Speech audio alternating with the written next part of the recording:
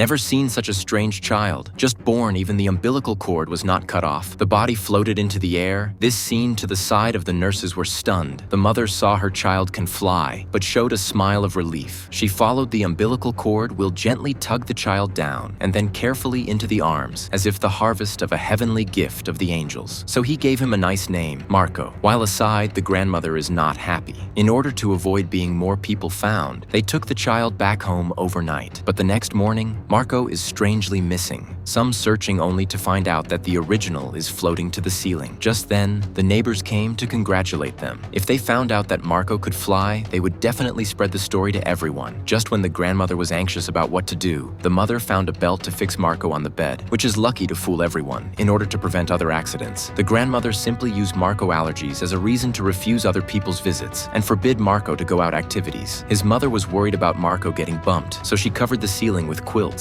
In the days that followed, the only way Marco could spend his time was to lie on the ceiling and watch TV, and the day-to-day boredom made him long for the outside world, and his careful mother saw through Marco's thoughts. So for him to sew a jacket, we'll be specially prepared 2 scales into the pocket so that Marco wear will not float around. This day, Mom took Marco to the street for the first time out of the outdoors. Marco Hart is very excited, but it did not take long for the accident to happen. Mom went to the store to buy things. Marco, waiting at the door, accidentally bumped into a girl. In order to seek compensation, the girl decided to let Marco help themselves to carry things home. Marco, out of guilt, had to answer, but did not walk a few steps. Marco was tired and out of breath. In order to make himself a little bit more relaxed, he simply will be in the pocket of the scales removed. When the girl returned home, Marco realized that the big deal, in order not to let himself float, he had to hold firmly in the hands of the 2 buckets of water. The girl saw Marco delayed to return the water to himself. Directly A grabbed it. This is bad.